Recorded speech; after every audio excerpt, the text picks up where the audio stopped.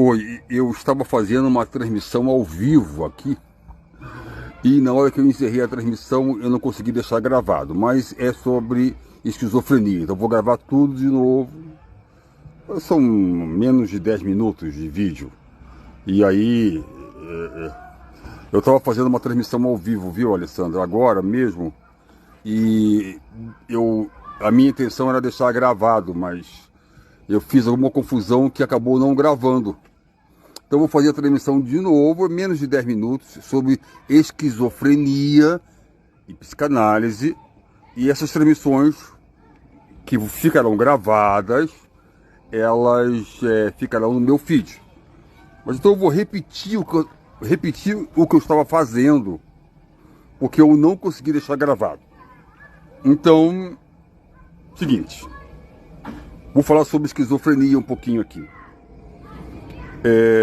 Se você for no dicionário do Aurélio ou do Hawais, você vai notar que esquizofrenia, tal como eles definem lá no dicionário,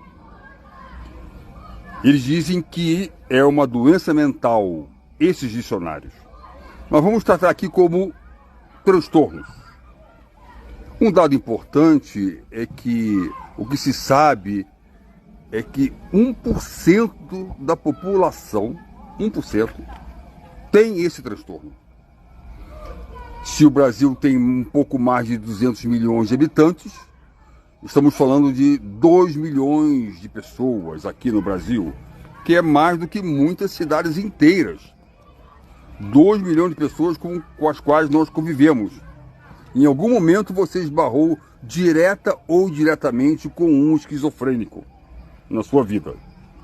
É possível perceber isso vendo que essas pessoas têm uma sensível queda de produtividade. Isso é bastante claro, né? Mas o primeiro desafio foi essa rede social, essa convivência, lidar com os preconceitos, porque durante séculos a esquizofrenia e os transtornos mentais, em geral, foram encarados como loucura, como ligados a fenômenos do mal, ao demoníaco. Mas no começo do século XIX é que os transtornos mentais começaram a ser vistos sob o prisma da ciência. Começo do século XIX. Os doentes mentais começaram então a ser tratados com mais humanidade e mais respeito, deixando-se de lado um antigo remédio. E qual era esse antigo remédio? A exclusão e a reclusão. Antigamente, esse era o papel dos manicômios, dos sanatórios, das casas de repouso. E os portadores de transtornos mentais eram, então, institucionalizados, por vezes pela vida toda, porque, de fato, havia poucos recursos terapêuticos. Mas isso vem mudando desde que a ciência e a medicina e outras técnicas e outras teorias vieram a se ocupar deste assunto, trazendo o assunto para um ponto de vista mais objetivo, mais científico, mais pragmático. Então, a função dos hospitais psiquiátricos atuais é diagnosticar e tratar os portadores de transtornos mentais usando o que há de mais moderno em tratamento. Por exemplo, as internações têm tido um curto período de tempo, estão cada vez mais breves. Apenas o período necessário para controlar um quadro agudo.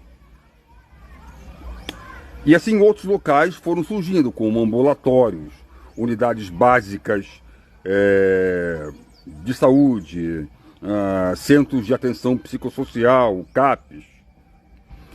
E tem tido um papel importante, fundamental, no tratamento de portadores de transtornos mentais. Uma vez que, se eles forem bem diagnosticados e tratados, eles estarão, esses doentes mentais, essas pessoas que possuem transtornos mentais, digamos assim, melhor dizendo, essas pessoas estarão a maior parte do tempo vivendo na comunidade, entre nós, integrados na sociedade. Porque qual era o quadro antes do começo do século XIX? O quadro era que os esquizofrênicos eram considerados pessoas anônimas, ex-internos de instituições psiquiátricas. Eram chamados maltrapilhos, que em algum momento da vida passaram por esses momentos de transtornos. Eram sem-tetos, pessoas alijadas da sociedade. Mas, quando você olha hoje à sua volta, você pode ver que o esquizofrênico, que a esquizofrenia, pode bem ser daquela pessoa conhecida, sua, da classe, da escola, da faculdade. Pode ser um primo seu, uma cunhada, pode ser alguém que você nunca mais viu desde a infância, agora você vê. E que está convivendo na sociedade. Pode ser aquele seu vizinho que você considera esquisito. Não é verdade? Mas o fato é que não existem exames laboratoriais ou radiológicos capazes de confirmar o diagnóstico, dada a complexidade da doença. E com isso, porque é uma doença muito complexa, começaram e começam e ainda temos muitos mitos sobre esta realidade. Eu vou falar de alguns mitos que a gente vê ainda. Por exemplo, a esquizofrenia é um transtorno de dupla personalidade. Fake news. Esse é um mito. Pessoas com esquizofrenia têm uma única personalidade. O termo esquizofrenia tem sua origem no vocabulário grego, que traduzindo de uma forma bastante livre, a palavra grega esquizofrenia quer dizer mente cindida. Esse fato pode ser estimulado, essa tradução livre da palavra esquizofrenia do grego, mente cindida, esse fato pode ter estimulado, de fato, a interpretação de que o esquizofrênico tem dupla personalidade, mas não é isso. O que ocorre é que é uma desorganização de processos mentais. Segundo mito, outra fake news. Pessoas com esse tipo de diagnóstico têm inteligência abaixo da média. Não é verdade. Inteligência abaixo da média não é uma característica dos esquizofrênicos. Muitas pessoas têm inteligência abaixo da média. Essa característica varia entre as pessoas, com esse problema ou sem esse problema, na população em geral. Um outro mito: esquizofrenia não é uma doença clínica verdadeira. Fake news. Pesquisas mostram que existem sim causas genéticas e biológicas para transtornos mentais como a esquizofrenia. Outro mito: esquizofrenia resulta da criação errada por parte dos pais. Fake news. Causas genéticas associadas a outros fatores de risco, como o uso de drogas, exposição constante a situações de estresse, contribui para o surgimento do transtorno mental, assim como um ambiente inadequado favorece o desenvolvimento de quadros de depressão ou ansiedade.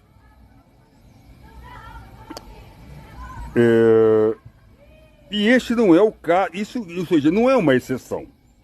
Não há nada provando que a esquizofrenia resulte da má conduta ou má orientação dos pais na educação dos filhos.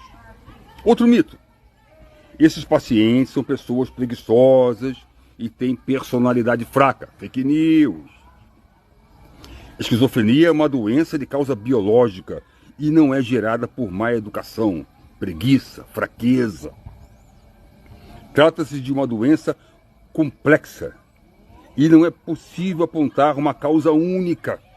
A combinação de fatores genéticos, biológicos e ambientais contribui para o seu aparecimento. Outro mito: esquizofrenia não tem cura. E aí é um cuidado enorme, porque precisamos entender bem o que é a palavra cura. Ter um cuidado, sermos muito delicados com relação à palavra cura. Em medicina, a palavra cura, por exemplo, tem um sentido muito preciso, sendo utilizado quando uma doença desaparece após o tratamento. Isso se aplica, por exemplo, à pneumonia, à infecção, uma infecção qualquer que desaparece após o uso do antibiótico. Agora, o fato é que a grande maioria das doenças não tem cura, a grande maioria não tem, mas fica controlada com o tratamento. Por exemplo, se alguém tem pressão alta ou diabetes, os tratamentos controlam os sintomas das doenças, mas não as curam. Então, o tratamento da esquizofrenia objetiva controlar, objetiva reduzir os sintomas e prevenir novos surtos psicóticos. Da mesma maneira que é possível controlar a diabetes de uma pessoa, permitindo que ela leve uma vida normal.